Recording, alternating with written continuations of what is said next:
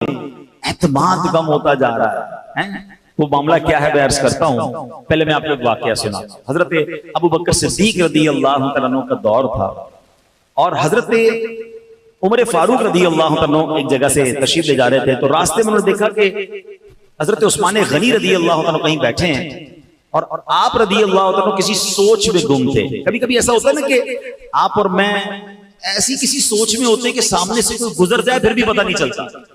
بعض اوقات بندہ ہاتھ ہلاتا ہے بھائی کدھر ہو میری طرف تو دیکھو. اچھا ہم کسی کو دیکھ رہے تو سمجھ رہے مجھے دیکھ رہا ہے مگر ہم اسے نہیں دیکھ رہے ہوتے. ذہن کہیں اور ہوتا ہے. بندہ جب کسی گہری سوچ میں ہوتا ہے تو سامنے کیا ہو رہا ہے اس پر توجہ نہیں ہوتی. ٹھیک ہے. حضرت عثمان غنی رضی اللہ عنہ اسی کیفیت میں تھے. حضرت عمر فاروق رضی اللہ عنہ نے وہاں سے گزرے آپ نے سلام کیا. یہ بھی سیکھنے کو ملا کہ جب کسی کو مسلمان کو دیکھیں قریب سے گزریں تو سلام کریں. تو آپ نے سلام کیا. حضرت عثمان غنی نے جواب نہیں دیا. اچھا حضرت عمر فاروق کو بڑا عجیب سا لگا کہ عثمان غنی رضی اللہ تعالیٰ نے جواب نہیں دیا مجھے.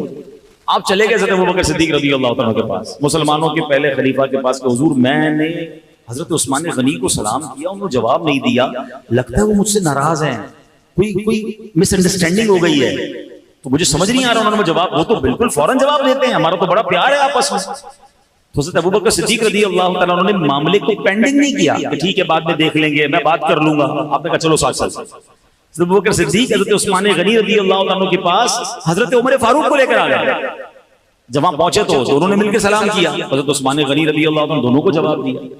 حضرت ابوبکر صدیق نے کہا کہ تھوڑی دیر پہلے عمر فاروق یہاں سے گزرے, آپ کو سلام کہا آپ نے جواب نہیں دیا. حضرت عثمان غنی رضی اللہ عنہ کیا کہتے ہیں کہ کہتے ہیں حضور میں اپنے بھائی کا سلام کا جواب نہ دوں ایسا تو ہو ہی نہیں سکتا, میں نے کیسے ایسا ہو سکتا جواب نہیں دیا.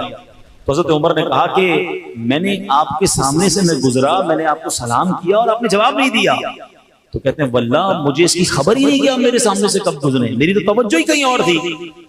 تو سبحان اللہ. حضرت ابوبکر صدیق کہتے ہیں یہ تو بتاؤ کہ سوچ میں تھے, اگر واقعی کسی ایسی گہری سوچ میں تھے کہ عمر فاروق کا گزرنا بھی تمہیں نہ سمجھ آیا, ہمیں تو بتائیے آپ کیا سوچ رہے تھے. اللہ اکبر. ہمارے یہاں کوئی کسی سوچ میں گم بھی ہوتا ہے نا تو سوچ ہوتی ہے کہ کاروبار کا کیا ہوگا, تو نوکری کا کیا ہوگا, دنیا کی پرابلمز, یا بعض اوقات بدقسمتی سے کوئی کسی غلط کام گناہوں والے کام کی توجہ میں گم ہو جاتا ہے. مگر جب کوئی عاشق رسول ہوتا ہے اس کی یادوں میں بھی نبی پاک علیہ الصلوۃ والسلام ہی بستے ہیں. اس کی یادیں بھی ہوتی ہیں تو آخرت کی ہوتی ہیں, اس کی یادیں بھی ہوتی ہیں تو جناب کسی نیکی کے کام کے کرنے کی عادت ہوتی ہے. ویسے کبھی سوچے اس بات پر کہ مجھے اور آپ کو کبھی ایسا خیال آیا اور اس خیال میں ہم اتنے گم ہو گئے ہوں کہ میرا مرنے کے بعد کیا ہوگا.